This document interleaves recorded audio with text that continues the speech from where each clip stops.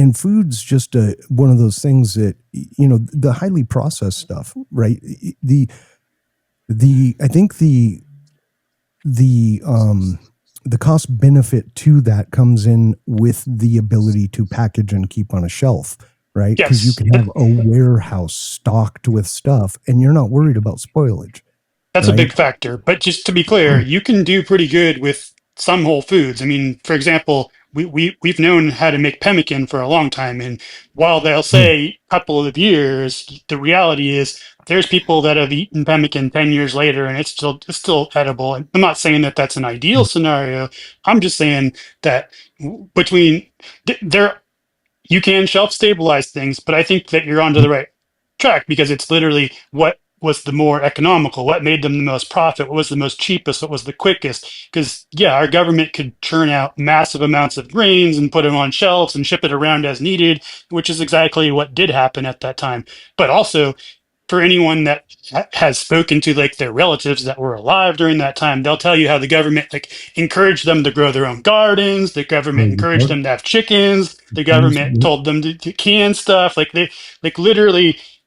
It wasn't just the unilateral thing, and I actually don't even necessarily think there's a problem with that. I mean, so I don't like how the government thinks that when it suits their needs they can lie. I mean, let's be honest, the government is ultimately more political than it is like factual or scientific or whatever. The person in office dictates more than anything. You can look at several of the unclassified things. I always like to like look at some of the things that were around the Vietnam War era, for example. There's many things that have been declassified where you're like, holy crap, that was there's a person's name that's assigned to that. Everyone knows about it, and no one seems to care anymore, which is why they let. But I mean, to me, it's like I just think about if that happened today. Well, today nothing would surprise me very much. But I'm just saying, a couple of presidents ago, there's a long list of things that they'd have got ejected so fucking fast for, and it wouldn't have mattered. Today, it's a little bit different, but still, the point is that the things that we know that they've standard operating were doing to support policy that was kept quiet until it no longer was a thing they needed to keep quiet is huge. So you can fairly safely assume that stuff's never stopped happening. You know what I'm saying? So like whenever it comes to this, whenever they think, oh, it's going to cause panic, it's going to cause this, or it's going to cause that, they're going to lie to you because that's what they think is best for everybody. And so you kind of got to expect that to some degree. But I mean, the big travesty was that we made this shift, and then we didn't say, okay, war over, everything go back to how it was before. We implemented a temporary thing, which I mean, we all work in IT, so we probably all have or have worked with tech at some point, so we all have the joke about how a temporary fix is always permanent, if you know what I'm saying. Oh yeah. but but I mean, our huge failing was to let that to let that stay in place. Not wasn't that. I mean, I think we need to have more transparent in order for government to be less toxic.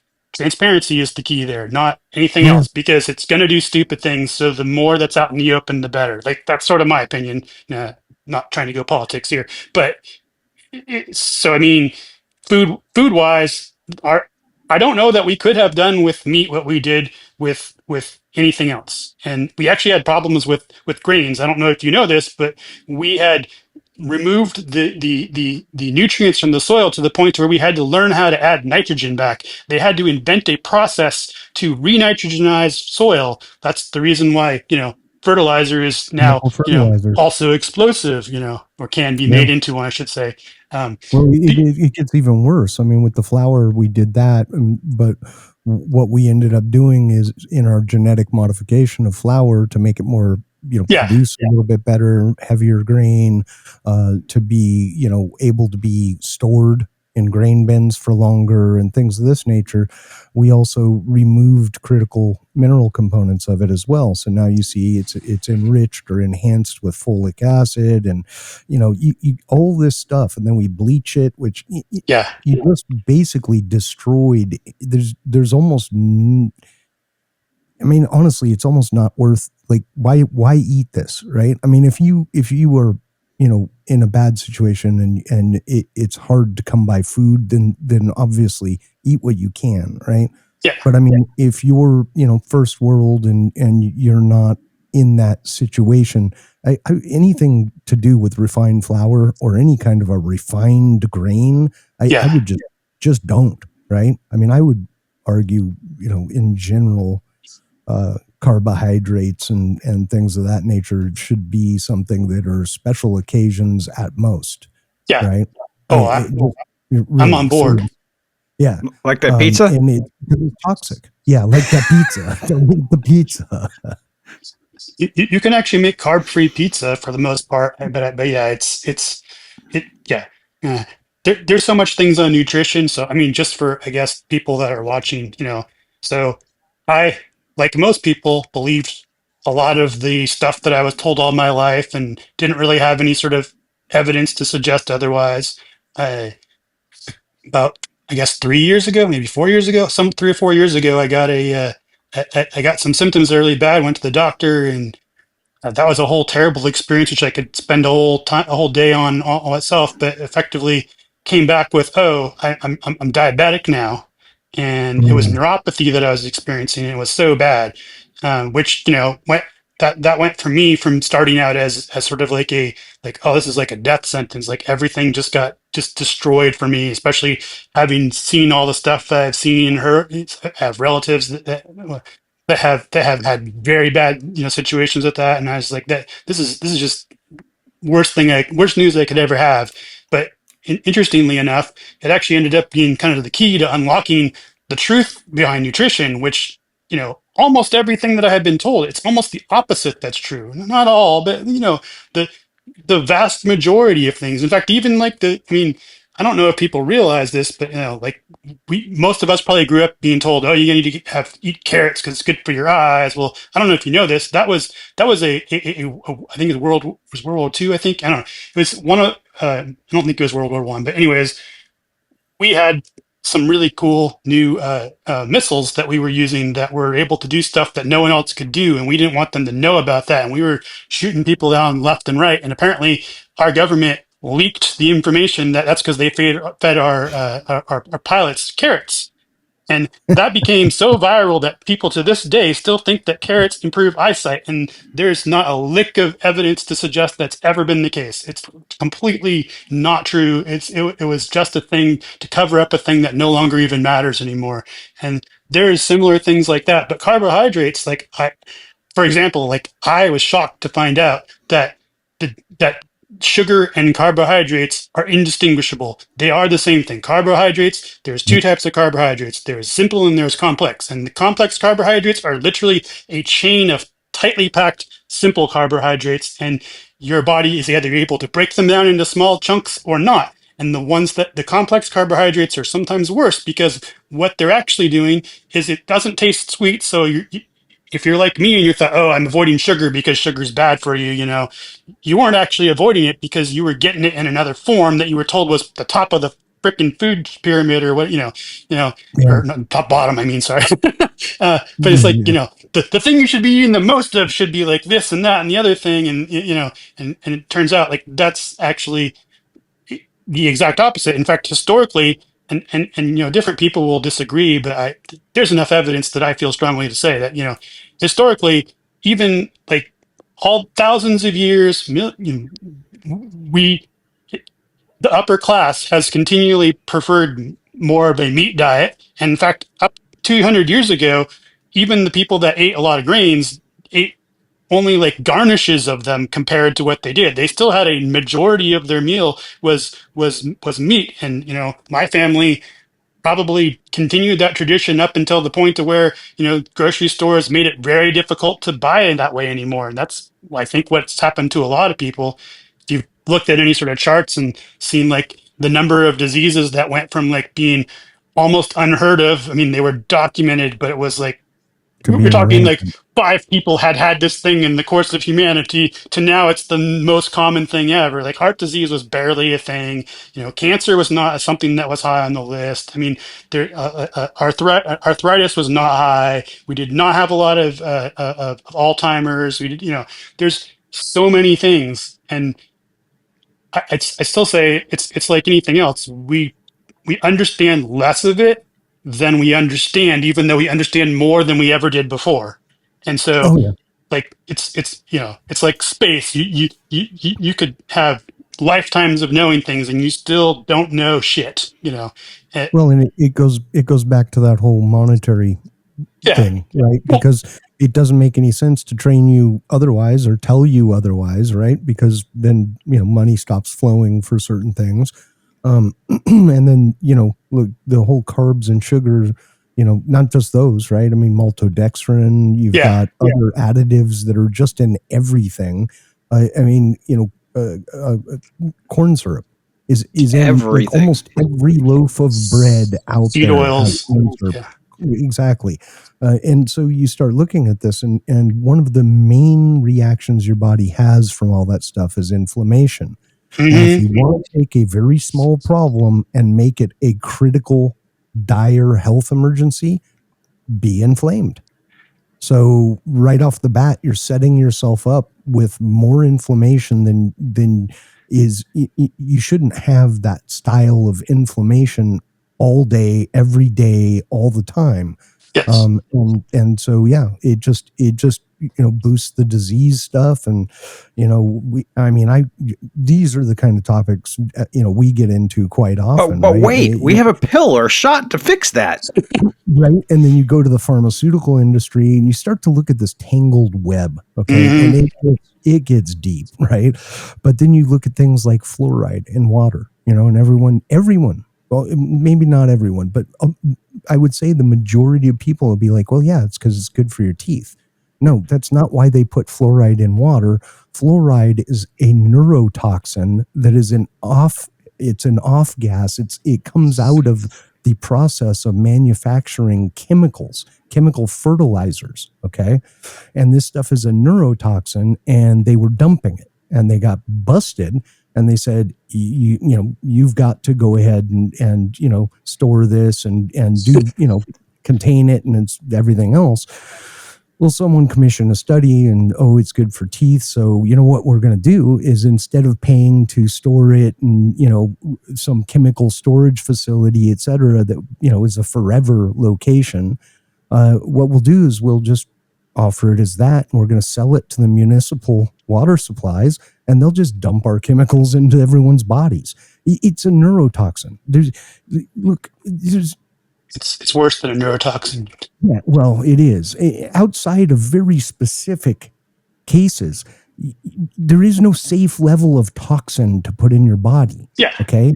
There's a level that you may not notice the harm, but any amount of a toxin that goes into your body is going to produce reaction, right? Period. Your body is not going to be happy about that. And it's just in the water. Well, now it's starting to be shut off, thankfully. Yeah, they just signed that into law here in Florida. Yeah.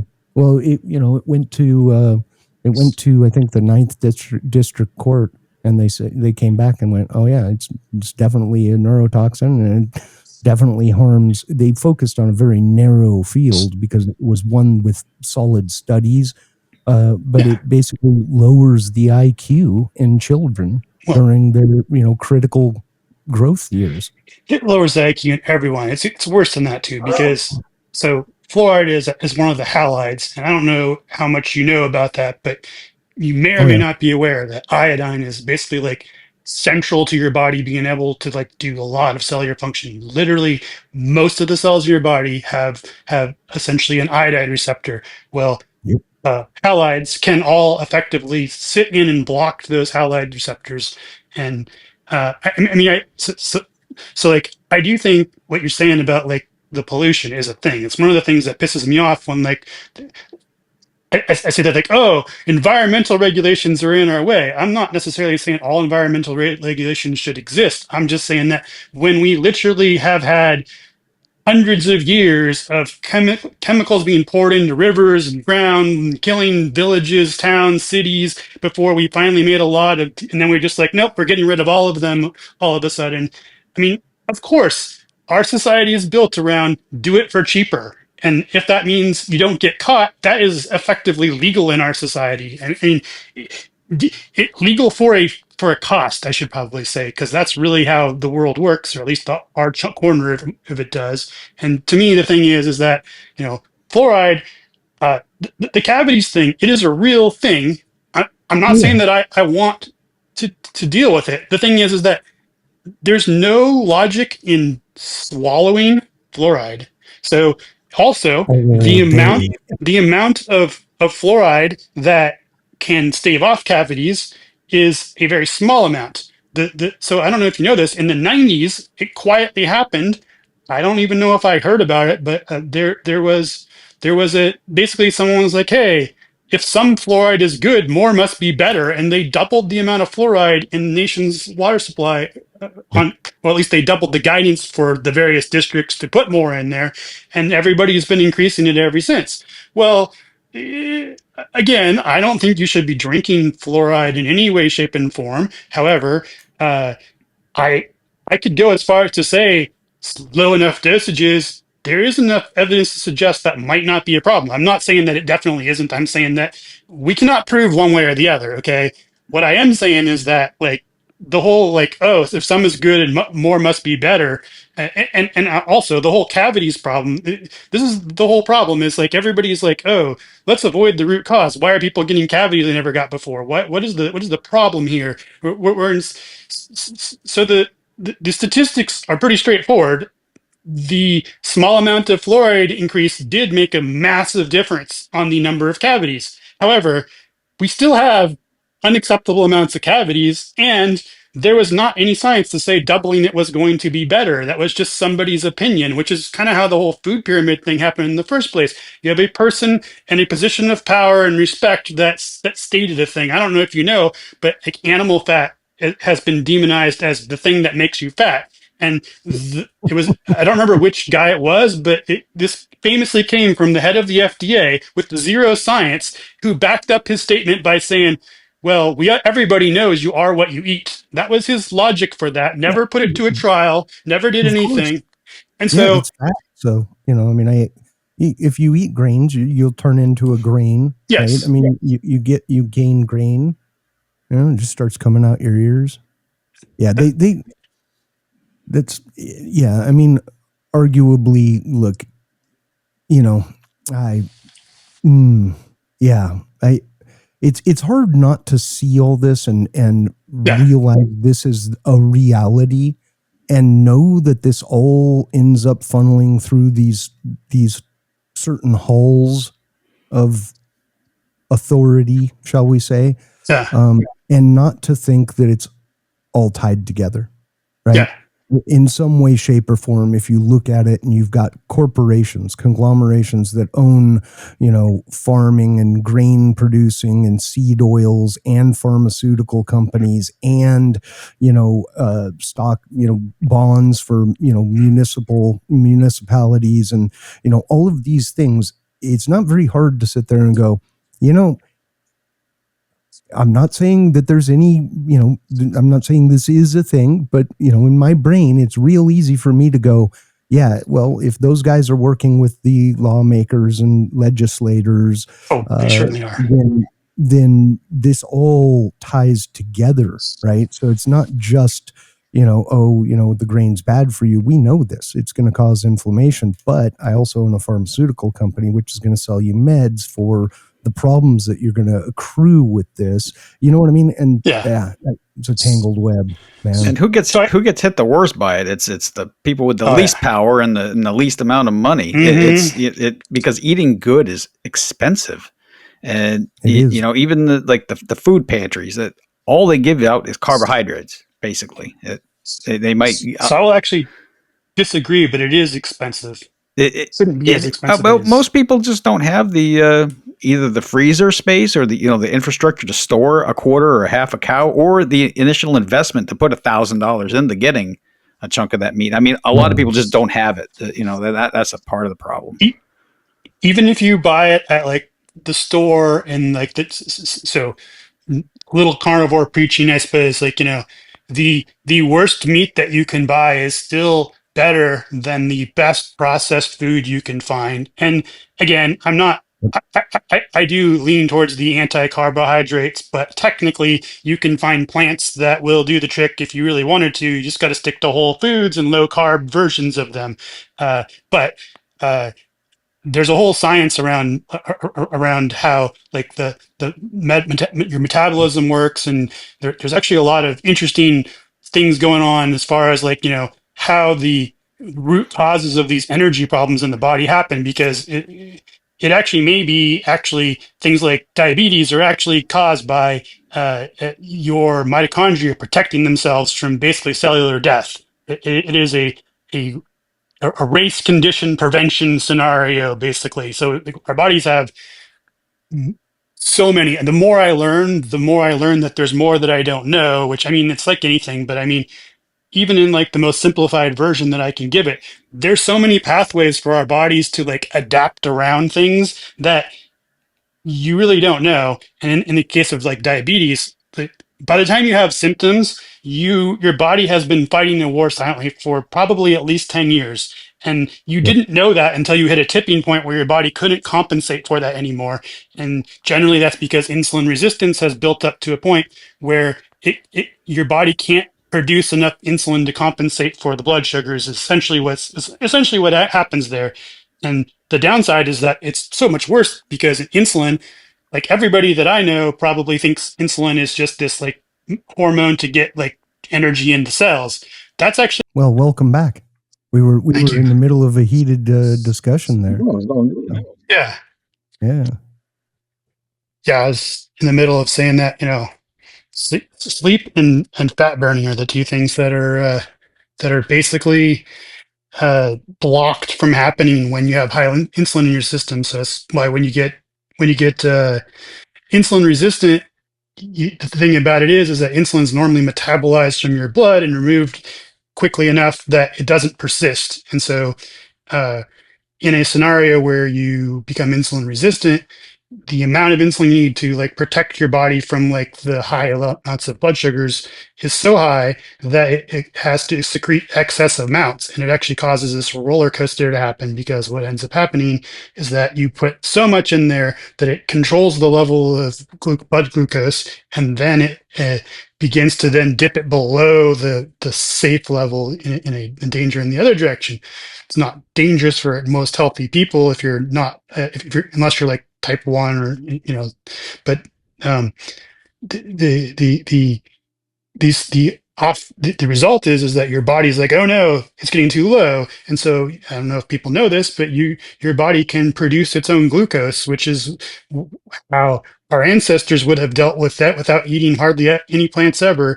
Effectively would have been that their liver does something called gluconeogenesis, and it produces sugars. And generally people that are in this state have other problems, like fatty liver being one of those things. And so when you have a fatty liver, your body will be like, hey, I have I have too much fat here. I need to get rid of some of the fat. I'm trying to make it human, but not really. But it's basically, it's opportunistic and says, hey, whenever I need to release sugars into the blood, let's just release a little extra, because if there's a need to put any, it's as good a time as any to give a little bit more. And so it gets rid of more fat from the liver. I mean, again, it's not really thinking, obviously, but there's biological signals that, through hormones mostly, that result in a balance that results in this. But then that what ends up happening is that now you've gone from having low blood sugars for a little while to having high blood sugars again. And so it goes up and down in cycles for a while, and it slowly finds its happy medium. But in all that process, you've had high levels of insulin the whole damn time. And so uh, people that so there's some estimates out there about something around 80% of the Western world having some level of insulin resistance and having no idea that that's a thing, and they actually think that number is a low number. That's how bad it is. And a lot of talking about doctors and stuff like that. A lot of the stuff that we've been talking about, this is kind of my thing on. This is kind of a joke. It's more of a side eye kind of like but it's like we say that if you go to your doctor and the first thing out of his mouth is to give you a pill, you don't have a doctor. You got a drug dealer, because even I can remember when I was younger. I'm not saying it's easy, but they used to try to talk you into doing other things like lifestyle, diet. They used to at least try to do things to correct the root problem.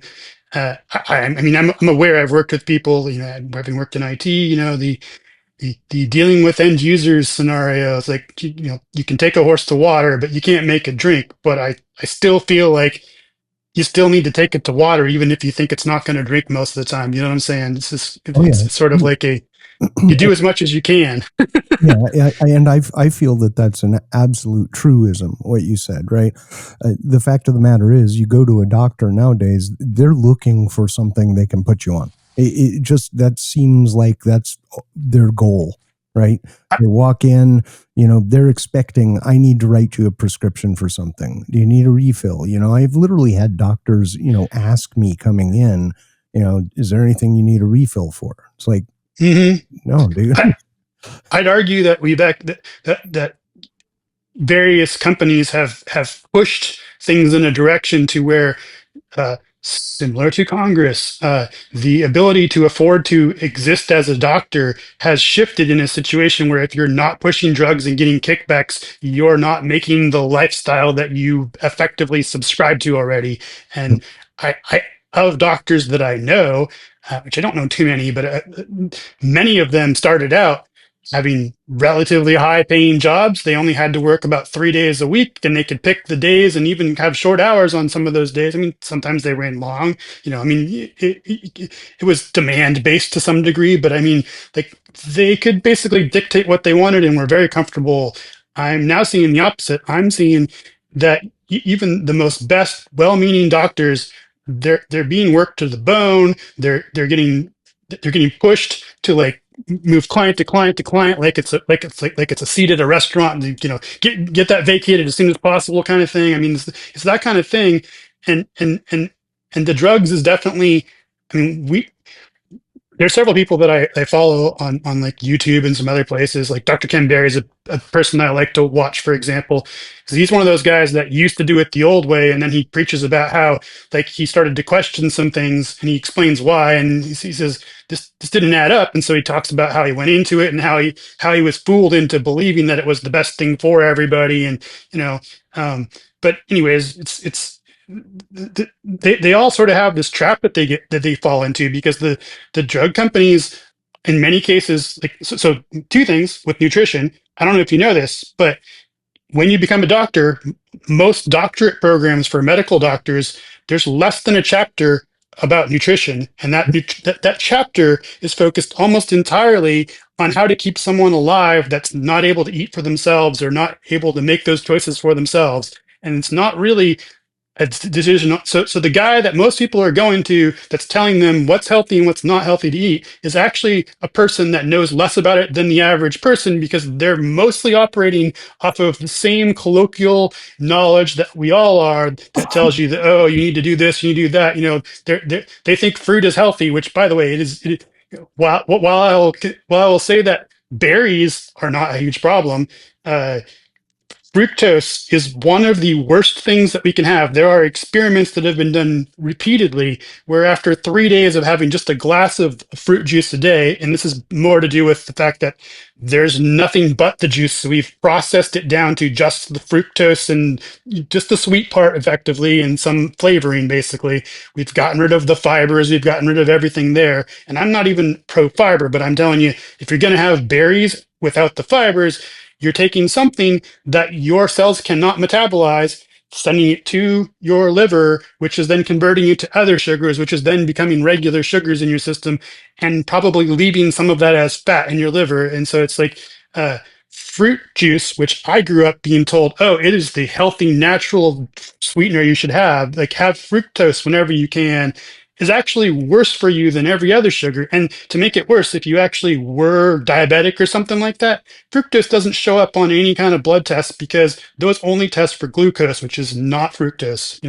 It's anyways. So, but yeah, so doctors are very much guided to this, like, uh, they get these seminars of, like, hey, here's all the reasons you should prescribe this drug and when and how, and they get told that enough. There's no other information coming to them. They don't have enough time to, like, do a lot of independent studies. Some of them do, but very few of them do. Their education was very limited in nutrition, unless there are nutritionists specifically, and even then, this is highly guided by like statements that like FDA, the American Heart Association, American Diabetes Association have said. And if you've ever checked out the funding for those, you'll see that there's companies like Kellogg's that are like the number one donator there and have their logos everywhere. And are, you know, they're the ones telling you that you need to have breakfast full of carbs every morning. It's just like, you know, it's just like, it's just amazing how we got where we are. But it's like the doctors literally, I don't want to defend them, but at the same time, how would they know better? They grew up in the same thing we did. Their government's telling them that what they know is right. You know, there's, you know, literally every source of information that's come at them is going to reinforce the wrong things. And Yeah. and yeah.